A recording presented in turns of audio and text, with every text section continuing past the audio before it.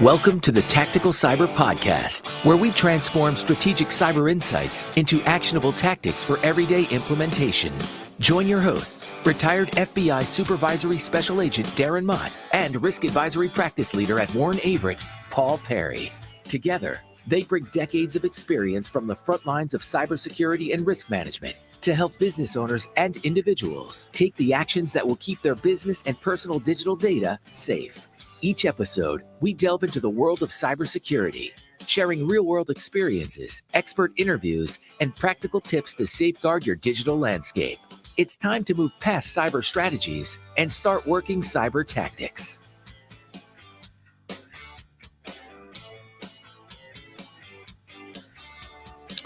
Hello, friends. Welcome to episode 2 of the Tactical Cyber podcast and live stream. I hope you enjoyed the audio issues I had at the very beginning as I continue to struggle and suck it with StreamYard on an ever increasing pace. So this is episode 2. I'm going to bring in my co-host, Paul Perry. Paul, welcome. That was an entertaining beginning.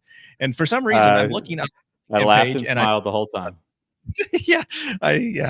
We sat here for a half hour. I did nothing. I didn't look at my audio controls. I didn't do any of that stuff. So that was pretty fantastic.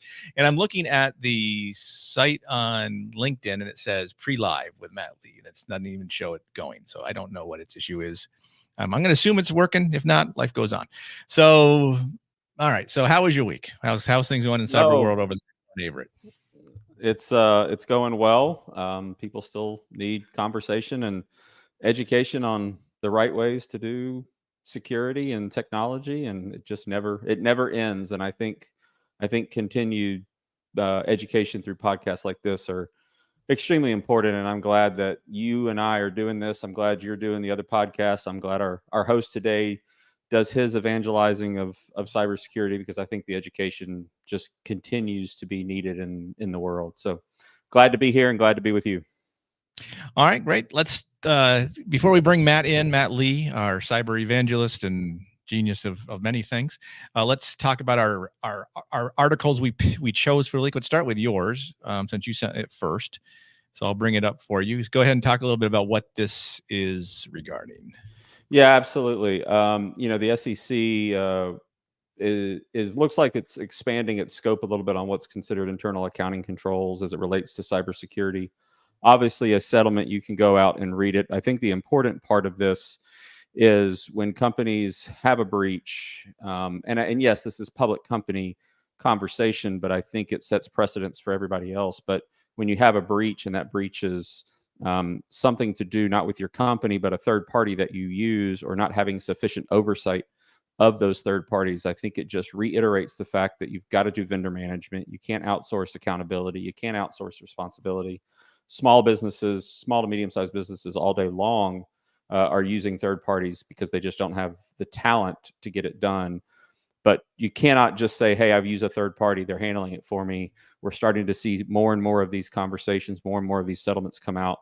And I think you're just going to continue to see that. So if you're using a third party, my tactical piece for right now is do your due diligence, make sure you know who you're using, make sure you know what controls they have in place. It's extremely important. You just can't outsource that responsibility all you want. Yeah. So last week I was doing 2 weeks ago, I did a presentation at another accounting firm. And at the end of it, I said, look, I make this offer to everybody. If you'd like a free hour of cyber consulting, I will talk to you and we can kind of talk through what your service looks like, what you're doing, and where you're, maybe need to improve. And so a very small single proprietor medical guy, his wife reached out. And so I talked to them, and they have all their stuff goes through a third party.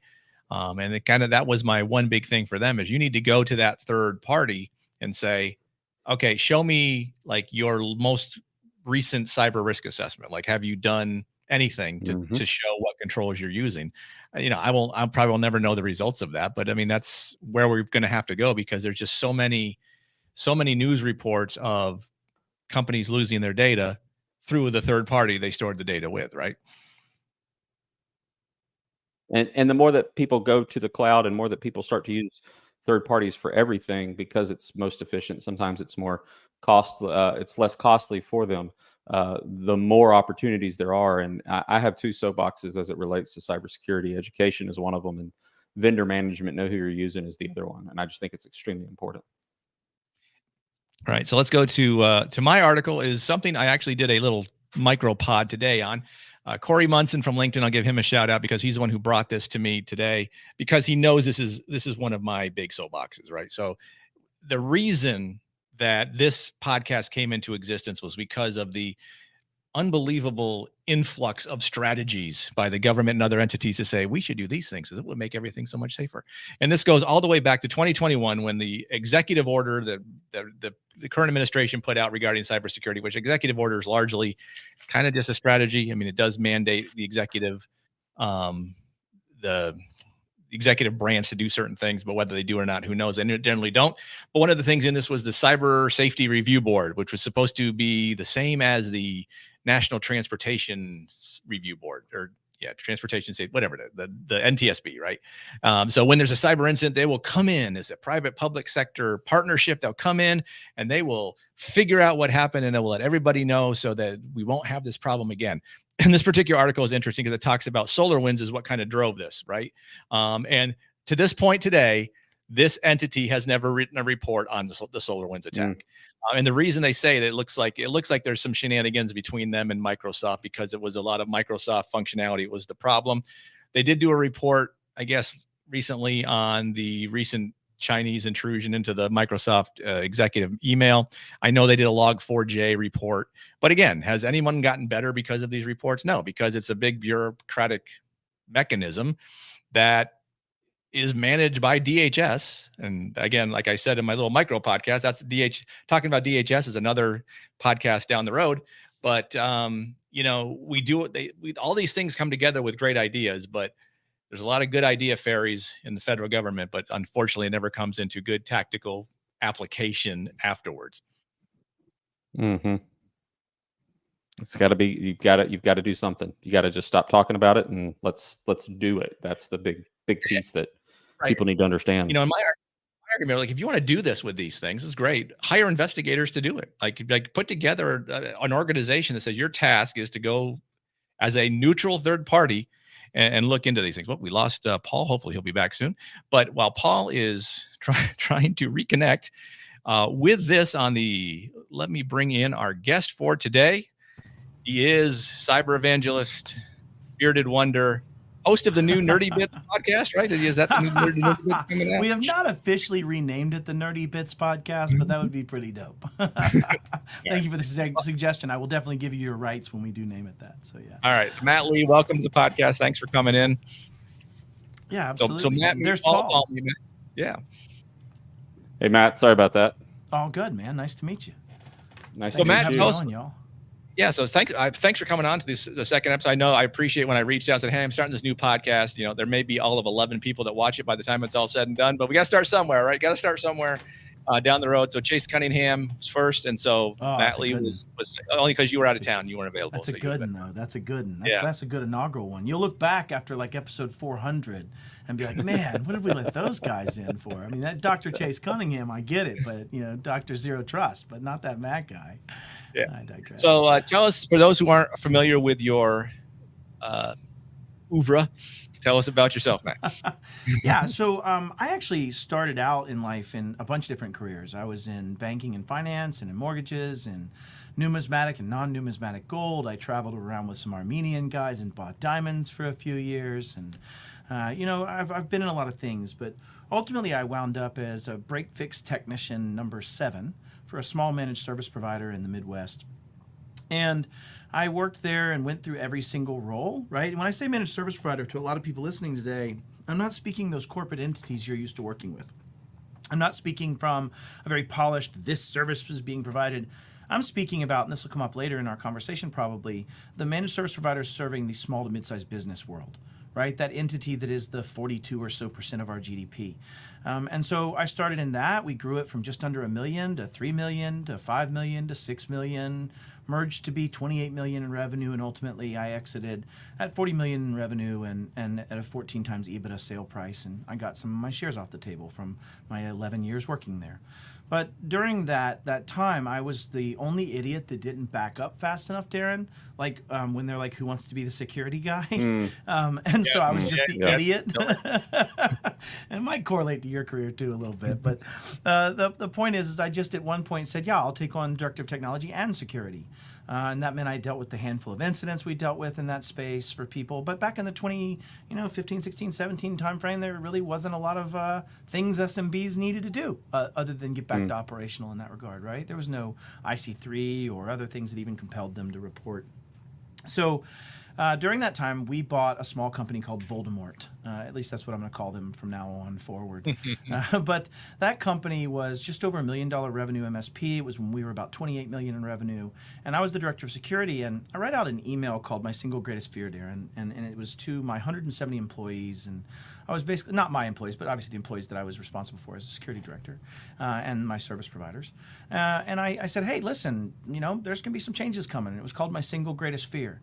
And that single greatest fear email was, we could be that next MSP. One of the first ones I had dealt with was ProTech at a buddy of mine named Eric that was part of the first Kaseya vulnerability in 2018. And I said, I don't want to be that next MSP. I don't want to have to deal with that. And so I was explaining to these MSP technicians that I was going to take away local admin rights. Like I thought I was going to be dodging bricks, Darren. That I was going to be doing things along CIS frameworks and applying those principles of least privilege and making their jobs a little harder when all they care about is getting customers up and taking care of their people. And so I made that introduction. The next morning I get a message in Teams and this guy says, hey, I'm in your Florida office and that's my single greatest fear. I said, what? We don't have a Florida office. What are you even talking about, bro? And how are you in my brand new Teams environment I'm building for the new entity? Like, what? And I come to find out that our board and our team leaders had bought a small MSP called Voldemort. Again, back to the point, I won't say their name. And they had bought them for $1 million May 1st after we had merged, literally the day we merged. It never came through me at all as a security director. Wow. And he goes on to explain that they had been ransomed in February, all of their clients. And that they were still dealing with the aftermath, the lawsuits, the things that came from it, right? And so I lose it. I go to the board meeting that night. I'm the director of security, at least on some sticky note I've stuck on the end of my badge. And I said, how did I not get it brought into this? Like either one of two things has happened. They fully failed in disclosure on due diligence, or y'all are greedy. and they ultimately went on to prove to me that I was right about the second one, in that we bought them arm's length. We only bought their assets. We have a indemnification policy against any loss. Don't worry your pretty little head, Mr. Security Guy. Right? And maybe nicer than that, but ultimately the outcome was the same. They didn't fire me. They were gentle enough to just talk to me about being an idiot and moved on. Well, Friday at 5:40 p.m., which I think either of you know what happens at Friday at 5:40 p.m., I get a text message from my VP of sales, and he says, Matt, your single greatest fear came true. And I said, hey, don't be a jerk. I was pretty mean yesterday, but don't play those games. And he said, I'm not. We have 1,200 endpoints that have just been detonated with Soda no Kibi, our evil ransomware gang. And we need you on a plane to X tomorrow for our single largest client, who also makes up 30% of our revenue. Anyways, I'll digress on that point. So what that started for me was really, Darren, and I know you've lived it, you've been in part of these things, but it began 18 months of lawsuits. It began 18 months of people trying to figure out how to recover, some not recovering, every client firing us, every employee quitting. As it turns out, they'd actually been ransomed 3 times. Their clients, can you imagine being a small to mid-sized business who loses their systems today, gets them back in 2 weeks, does it again next quarter, and does it in next quarter? Every one of them fired us. Every one of them settled or sued, at least in some capacitance with us on an exit of the contract. And ultimately, we lost all employees, which means we bought a $1 million company that is now a shell of nothing and no employees and no revenue and only dealing with that. And ultimately, it led to us being the signed affidavit from the North Texas office in Dallas of the, at least, arrest warrant that never happened for the FSB actor of Soda no Kibi. In February of 2020, I think it was, when the FSB, right before the Ukraine situation played out, was part of that. We were the signed affidavit on that. So, yeah, that's my origin. But I bet they had a strategy in place, though, on how to do stuff.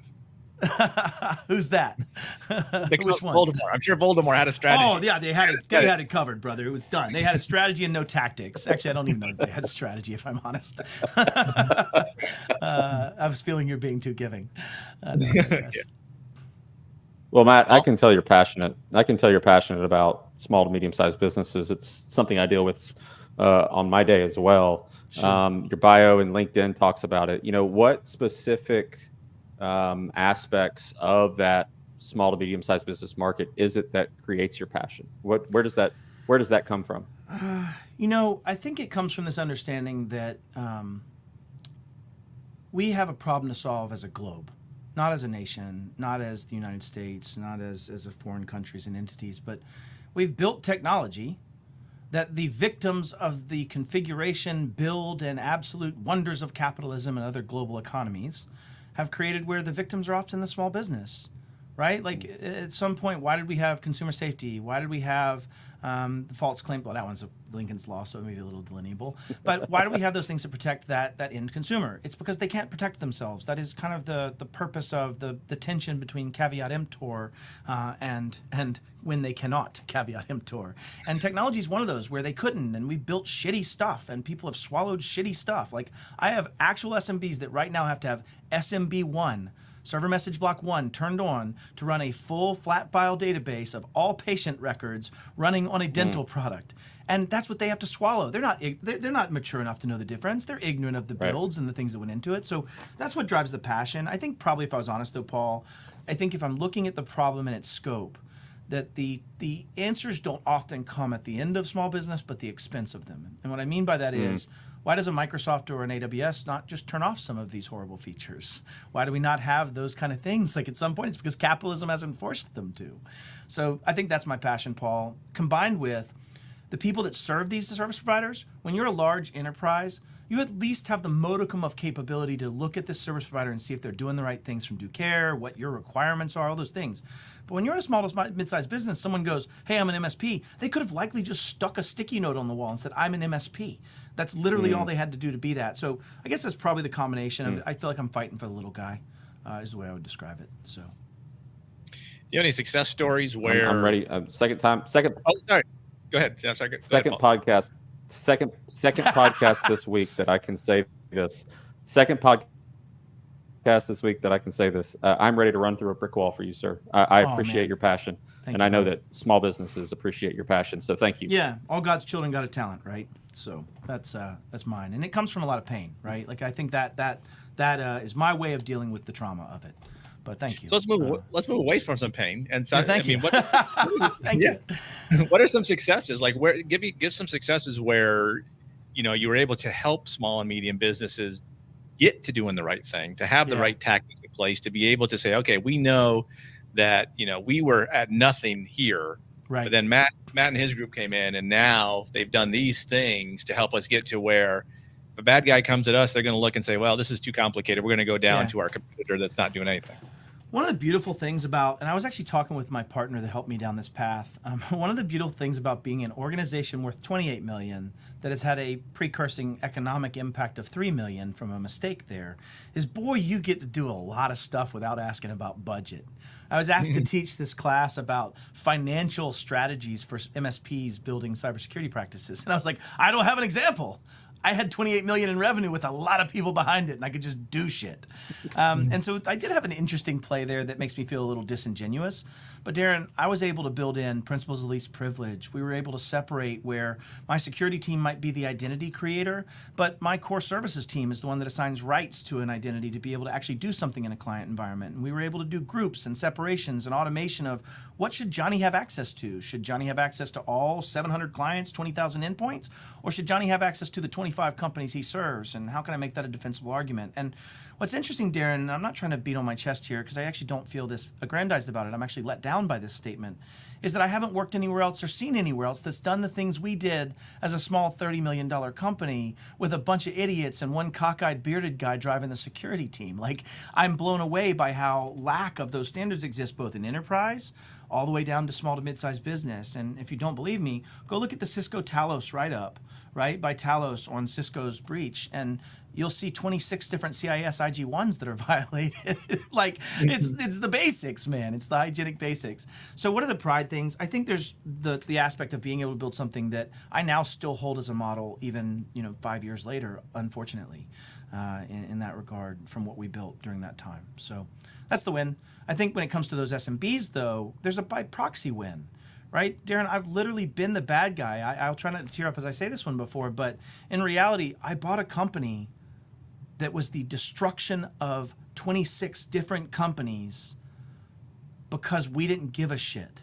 Like, I just want to put that in perspective. So while I don't know that I have direct wins, I will say that I am proud to be able to have been involved with an organization and now get to every day teach about CIS and frameworks and safeguards and following tactical pieces. Like the whole name of this episode, this whole show is stop going from this stupid strategy and get into actual tactics. Well, what's more tactical than, hey, stove hot, don't touch stove. Let's go figure out a process not to touch the stove, right? Like, and so that's what I'm blessed to be able to do every day. What's your favorite framework? Do you prefer NIST? Do you prefer? I'll come back to you, Paul. I mean, I just he made me think of something. So because I'm trying to help a bunch of small nonprofits just kind of do a basic risk assessment, right? And so I'm not using I'm using somewhat like CIS, but I'm just saying, hey, here's 10 things. If you're not doing these, you're not doing any of the other stuff anyway. So which is your preferred framework for small I like to say that CIS is the how to NIST's what. And what I mean by that is if you look at NIST gives you overarching, like, thou shalt have an identity management practice. Whereas CIS goes, hey, bro, write down all the list of everybody's accounts. Like, that's a good start. Right. Like, let's do that, right? So, like, I feel like CIS is the very tactical element of most frameworks. And what's great is they've already done a lot of the work to take cisecurity.org and do the critical controls navigator to say, this kind of helps you solve this one. Now, you got to take some practitioner land there and hire a Paul, maybe. But you do have to go down that path of being able to map that and understand it. So, for me, Darren, final answer, CIS, because it provides you a bridge gate. I mean, if you do see all of CIS 1 through 3, IG 1 through 3, you're pretty much covering like 56% or so of 800-171, right? So you're getting into some very interesting aspects of it's a good starter framework and a great way to get the muscles flexed. So I would say CIS is mine. All right. Yeah. All right, Paul. So Matt, so challenges are different, small business to large business, and I want to know the uniqueness of those challenges. But before we get to the uniqueness of those challenges, that one face that maybe doesn't, there is one factor I do believe that all face that is the hardest part about the tactical piece, and that's the people aspect of a business, right? Yeah. The people doing what they do on a regular basis. And can you talk about why the people issue is bigger at a small business than it would be at a large enterprise? Yeah.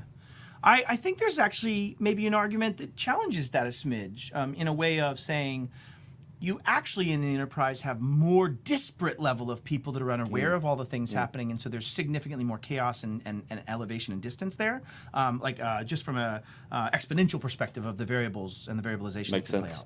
That said, though, I think the SMB, to your point, is harder to train because they're just trying to keep the freaking doors open, homie. Like, at the end of the day, there are things that they're just trying to do to just even make enough hamburgers to go buy enough cheese to go do more hamburgers next week. Like, I don't want to be that guy or be demunitizing, but that is kind of the reality of at least a large swath of the business in the world. So I do agree with you being right there. I just think businesses can win this. And I'll bring you to this other point, Paul, of I feel like the differences between SMB and big business we'll talk about later. But what's interesting is, for the first time, I think technology can be held. I actually got the pleasure of speaking to 3 Senate staffers last Friday about this, or 2 Fridays ago about this challenge, specifically this regulatory challenge of MSPs and service providers and things there. And one of the things I ended with there, and I'm sorry my friends at Microsoft, I'm sorry my friends at AWS, I'm sorry my friends at Google, I love you and I don't mean this to be negative. But if I was the United States government or any entities in general, would I rather choke the throat of 1 million end users, 1 billion end users, or would I rather choke the throat of 3 or 4 major providers and make them force that capability to be similar? And I say all that to say, if I'm looking at a business that's a small to mid-sized business, I'm getting a little techie here, so y'all that hate that, I'm sorry. But if I was to start a new business tomorrow, there's almost zero chance, even if I was a code producing entity, there's almost zero chance that I would have a server, There's almost zero chance that I would have traditional Active Directory or any other type of identity source.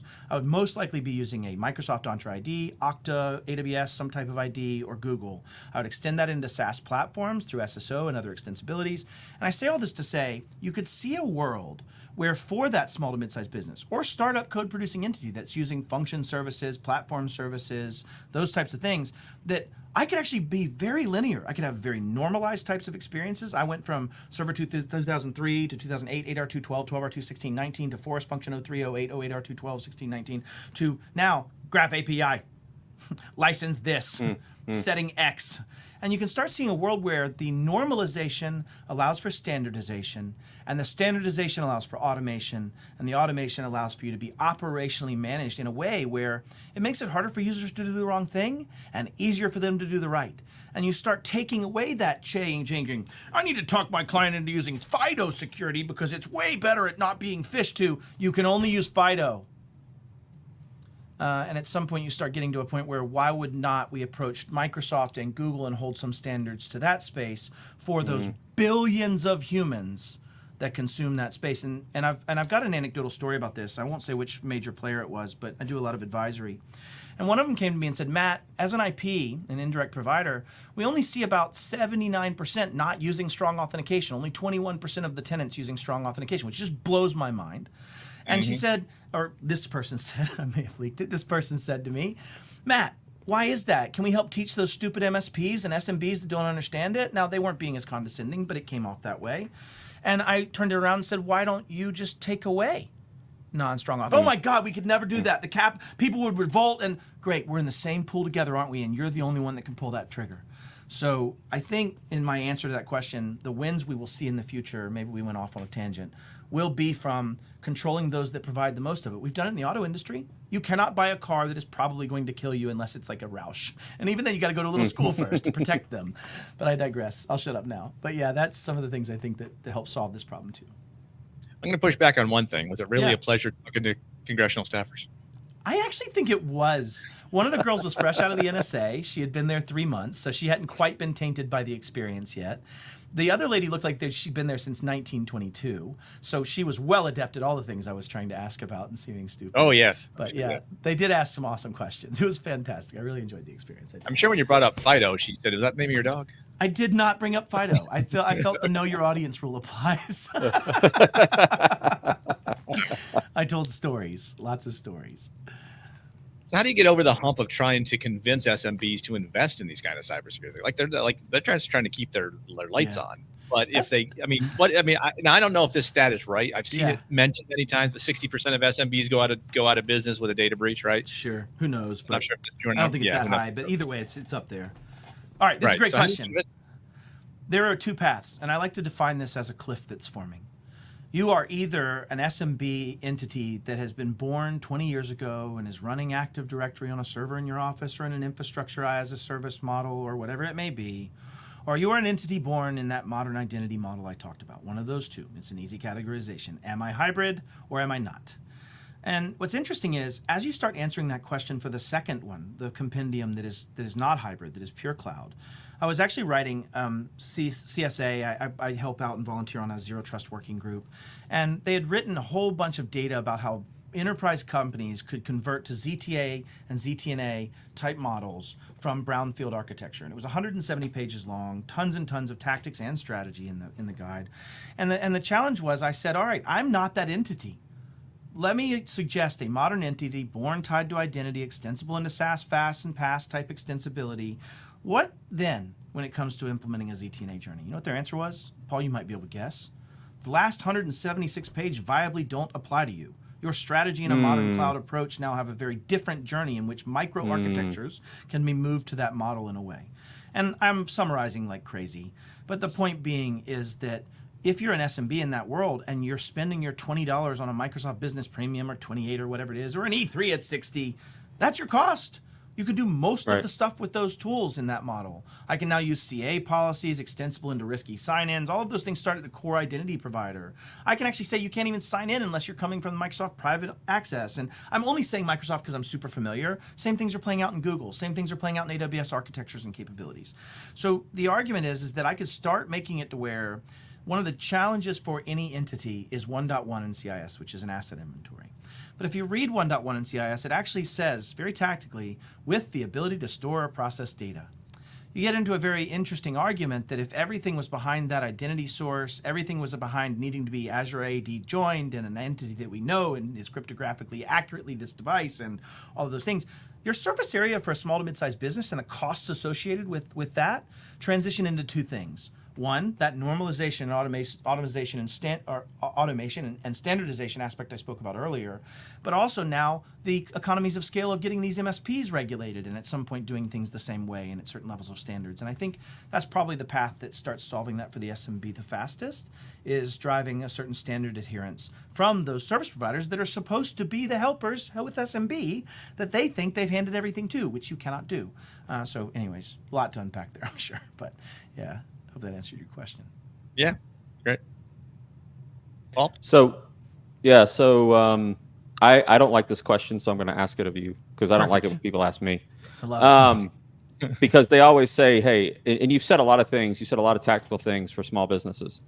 And people always ask me, what are the top 5 things? And by the time I get to number 12, I'm like, do you want me to keep going? Because right. you can't really stop at the top 5, right? Yeah. I mean, like, yeah, 100%. I'm with you. Again, I hate the question. I've been asked it. I'm going to ask you, what are those critical practices that need to be put into place? And I'm not going to give you a number because I don't believe you can. And it's for all the small businesses out there.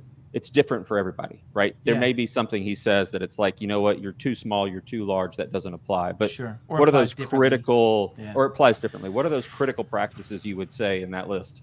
So I literally just taught a class on this, and I hated teaching a class on this, Paul. I was asked to do a 90-minute class on fundamentals of security, but not teach at all about CIA triad, DAD triad, or any extensibilities about that. And it was horrible. It was a horrible, horrible experience. No, I think it went well. What I would say is maybe a little bit more strategic than you'd like on this tactical show. And what I mean by that is you first, as the first point, have to have an acceptance that everybody sucks right now. What I mean by that is I've had MSPs that'll say to me, I wish my clients would do MFA and I need them to do strong MFA. I can't get them to buy off on this. And to Darren's point, they can't see spending $20 more for this. And I can't, right? Like that piece of it, they lament that way. And those same MSPs then go, hey, my vendors suck. They won't give me a SOC 2. I can't get the things I need. Their trust center's terrible. I can't get them to respond to my vulnerabilities and things that I'm saying. But none of them turn around and go, I don't have any of that shit. I'm doing none of this. I suck. And if you were to do that math, you would note that everybody sucks. And so my point is, first make acknowledgement that we all suck and that your job isn't actually to beat the threat actor. Your job is to be defensible in how you chose to do so, and your job is to take the next step and the next step and the next step. And I think that's the first piece I want, is that people understand governance. NIST CSF 2.0 tried to tackle it by adding in governance. CIS 8.1 last week added in governance for 53 safeguards. Ask me how I know. And so you're starting to get into this point of we're all struggling with, first, you must give a shit. And I told this in my class today in my story. I said, when I was a kid, and I was from a, I wouldn't say poor, but I certainly didn't have a lot of money as a family, and my parents weren't buying me a car. And I spent $1,000 that I saved up working at the watermelon stand and at the movie store, and finally bought this 1986 Mercury Grand Marquis, right? Like it was a big hoopty 5.0 leather top. It was awesome. And I washed it, and I took care of the oil, and I gave a crap about the tires, and I did its maintenance, and I did all the things because it mattered to me. But I gave my kids each a $20,000 car. We are now 3 years past that point. What do you want to bet? Their car is not in the shape that it was before, and nor do they give a shit. And my argument is really that ultimately, if the person that is the owner and principal of something doesn't care, it doesn't matter how nice it is, how great of a security program it is, it's never going to help you. So I'd start with that. I hate being a little strategic and esoteric there. But now, from that point forward, I would say if you're not following a framework, you're an idiot. That's the first point, right? Why? Why in the hell would you want to go discover all the things that you can break ribs on instead of learning from somebody else how not to break a rib, right? Like, I think that's a silliness. Great point. There. So follow a framework. I'd say the second piece would be if you can't follow a framework and you don't have the capabilities, hire someone. Outsource that. Now, I gave a talk to like 100 or 120 Fortune 100 and Fortune 500 CISOs last November. And I basically described that they should ask their MSP 5 things. And instead of doing these long stigs and format and questions that everybody's going to lie on, just go ask 5 open-ended questions. And I would use those again here. How do you manage your asset inventory? That's it. Mhm. How do you manage what stuff you own that should be connecting to your data? That's the first thing I'd say, go out and figure out. That can start as an Excel sheet, homie. Just write it down, check it, validate it, expand it, right? So that's one. Two is having some form of account management process, 5.1, 5.2, 5.3 extensibilities in CIS. That is really saying, I need to know who as an identity is interacting with these assets and interacting with things in systems and software. Control 7, I would speak towards vulnerability management. How do you handle your vulnerability management process? Like when you own crap, how do you patch it?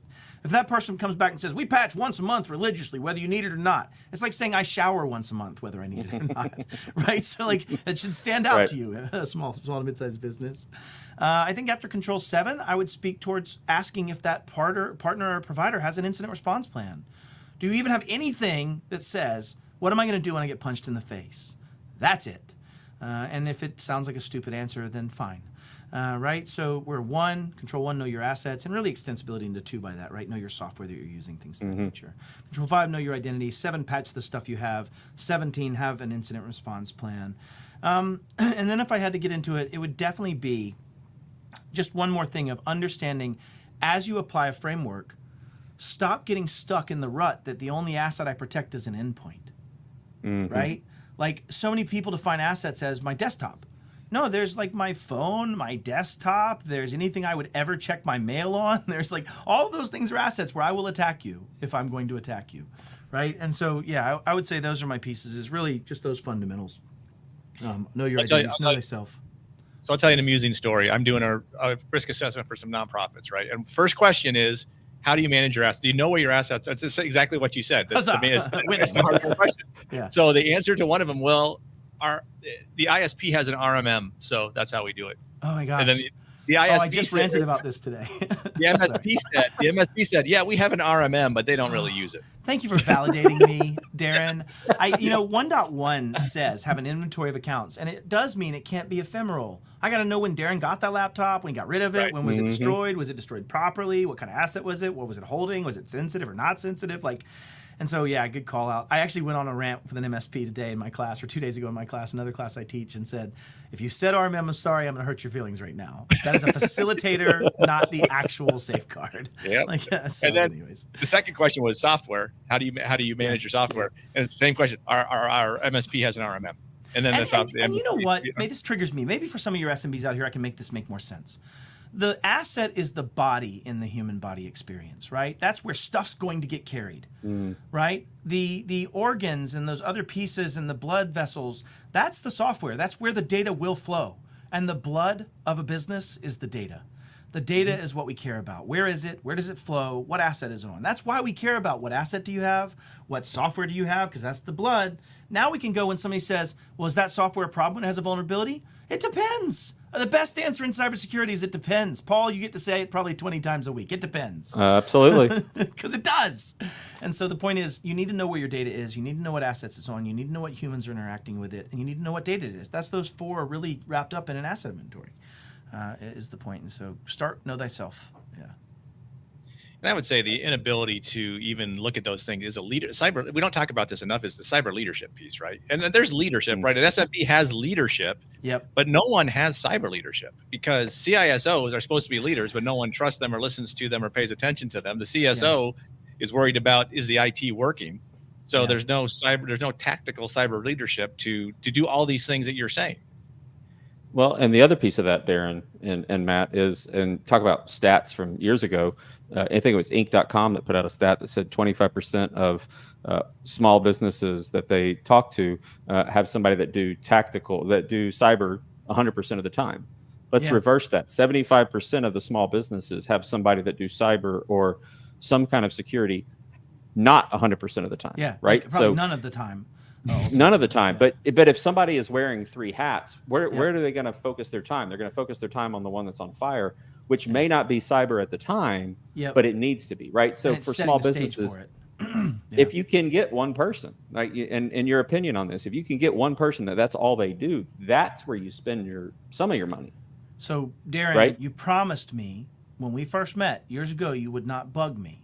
but y'all got to stop reading my damn PowerPoint, Paul Perry, because my outro of that Security Foundations course is pick one freaking person. That's exactly it. And who is that person? I told this in a story earlier, but Matt Topper was my cohort when we were at that $28 million range. And he and I met for the first time with 2 separate practices that we had merged together. And what was interesting is I had been this guy in an early, this is 2016, 2017, 2018 timeframe, saying as an SMB, we've got to do these processes. We've got to separate duties. Or, as an MSP serving SMB, we've got to have incident response. We've got to do these things. Then I met Matt and he's like, yeah, we're doing all those exact same things. I'm like, thank God I'm not the only idiot, at least, right? But the understanding is, why did that work? It's because both of our CEOs had found attributes in me and found attributes in Matt Topper that said, that's the guy always saying we need to build up our processes. That's the guy saying we need to be better at this, and he's willing to do it on his side time. And so I think the point is, you pick that person, whether it's a third hat, a fourth hat, a quarter hat, or an outsourced hat in some ways. Now, I don't think you can fully outsource governance, but you can outsource some of that expertise and capabilities, right? You as an owner have to own the governance. But the point is, you can hand this out, and I think the argument is that you have to pick a champion inside your organization, and you have to fucking empower them. You can't just let them be a titular figurehead that's going to do stuff. You have to say, just to your point of the CISO, Darren, you have to give them the ability to CISO, or they're not going to CISO. And I think even at the small to mid-sized business level, if you can't empower an employee to own managing assets, managing interactions with the MSP and ensuring they're doing these things, like having some ownership, and at the MSP, and managing someone of the similar ilk to make you be better. So yeah, Paul, great call out. You've got to nail a person to be the champion. And if they don't have the expertise, you have to either give them the ability to grow it, you have to give them the KPIs to support them growing it, or you have to find ways to outsource and collaborate with partners like yourself, right? I think that's the play out that comes out even at the SMB, MSP level in my mind. So we're coming up on almost 45 minutes. So like I like to say, we're here for a good time, not a long time. So Matt, you are traveling all over the place. So where are we this week? Every time I look at your LinkedIn, you're taking a picture of an airplane. I'm actually getting to drive a few times. I'm going to be in DFW. So for an OSINT perspective, I just failed at least in saying I'm probably within 14 hours or so of that location. But the point being is that I will probably be in DFW this next week, home for a week or for 2 days, then back to DFW, then to Atlanta, and then back home. So that's the 2.5 weeks or so coming up. Do you ever come to Huntsville, Alabama? It's been a long time, Darren, but I can make that happen one of these days. Maybe we'll do like a B-sides or something. That would be awesome. If you do, I'll give you a free book. I'll give you a book. Yeah, that's awesome.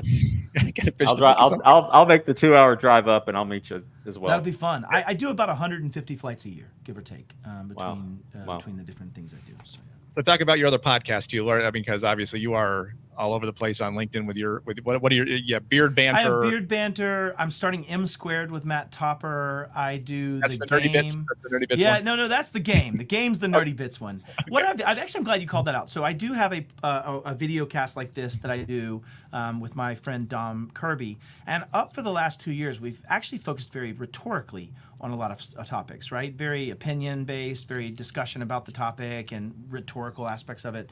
And what we've started to notice, and I think maybe you're on the same train, is people want tactics. They want actionable items. That's what we're at. We're done with rhetoric. We want real data, which is great because it lets me get nerdy again. And so we're starting to tackle topics of actually having to demonstrate something. Like tomorrow we're doing DNS and SPF management for DMARC and how it shows a threat actor your posture and how good in hygiene you are at things, right? It helps me as a threat actor know if you're not doing that well, you're probably not doing the asset inventory well. And so ultimately, we're really tactical. So the game is on Wednesdays at 3:00 p.m. Central. And then Beard Banter is my love project and therefore has not been touched for a while, but I've got one coming up here soon, which you've been on a few times. So I think I have 50 or 60 episodes there, but yeah. I just pop in and taunt from the wonderful. Back It's delicious, yeah. In fact, I've got one coming up soon in the next couple of weeks with my former VP of operations when we were about $28 million through 40, who his job was to tell me no on the things I'm asking. Like ultimately, we're going to talk about the tension of me coming in going, we really should deal with these things. And he's like, put it in the Disney drawer, Matt. And we would have to actually revisit certain things per quarter. So it was fun. We're going to have a good talk. So if I pop in and say, hey, ask him about Voldemort, that'd be okay? Oh, he would definitely be squirmy. I'm the only one idiot enough to talk about it since the last check cleared. I guess. All right. Well, Matt, thanks so much for taking the time. Find Matt on LinkedIn. Yep. And Thank y'all for doing this. we will talk again soon, I'm sure. Thanks, man. Everybody, go get cyber safe. Yep. Yeah. There See you y'all. go. All right, Paul. Thanks so much. Any closing remarks? I think his passion is what people need to take hold of, because if you don't have passion for something like this as an organization, you're going to get bit quickly. And so you've got to, like he said, find one person. But good conversation. I appreciate all the educating he is doing, and I'm glad we could get him on the podcast. And honestly, there's not enough small businesses that can listen to this particular podcast, right? Or this particular live show. The stuff that he put in, especially about the CIS controls and you got to do something. If you're not doing anything, right, you're a victim waiting to happen. So find someone who can help you. I mean, funny thing is I offer this stuff up. Like talk to me, I'll tell you how to do it or walk you through it. And then no one ever takes you up on it, even if I don't pay for it. So it's craziness. So I don't know about you, but what I'd like to do for the next episode is do one of these for the home. So find someone who can talk about I like that. the home. So if you're listening out there and you know someone who's a good speaker who can talk to home security and how to protect your family and your elderly folks and the seniors and the kids in your life, let us know. Darren at thecyberguy.com. Paul, what's your email? Paul.perry@warrenaverett.com. Appreciate everybody listening in. Yes, thanks so much. And if you have thoughts or comments, hit us on the LinkedIn page or find us on the YouTube channel. And I apologize for the technical issues that I continue to have with StreamYard as I figure out how this craziness works. Paul, have a great week. Enjoy picking up your daughter. All right, see you. As I said, thanks so much for listening. As always, you can find Paul and me on LinkedIn. Here's my book. If you want to go find my book, Get Cyber Smart, available on Amazon. Thanks so much for listening. Know that knowledge is protection. If you can understand the threats targeting you, you can assess your risk, proceed wisely. We will talk again soon with more Tactical Cyber. Thank you for listening to the Tactical Cyber Podcast. Please note that the views and opinions expressed in this podcast are those of the hosts and guests and do not necessarily reflect the official policy or position of their respective employers. If you have thoughts, comments, or suggestions on the Tactical Cyber Podcast, email Darren at thecyberguy.com. You can also follow Darren and Paul on LinkedIn at linkedin.com/in/Darren Mott or linkedin.com/in/Paul M. Perry CPA. Paul Perry is a member of Warren Averett CPAs and Advisors, where he leads the firm's risk advisory and assurance services team, a group dedicated to optimizing businesses' financial, operational, and technology controls so that organizations can make strategic choices for sustained growth. Learn more at warrenaverett.com. Stay safe, stay secure, and we'll see you next time.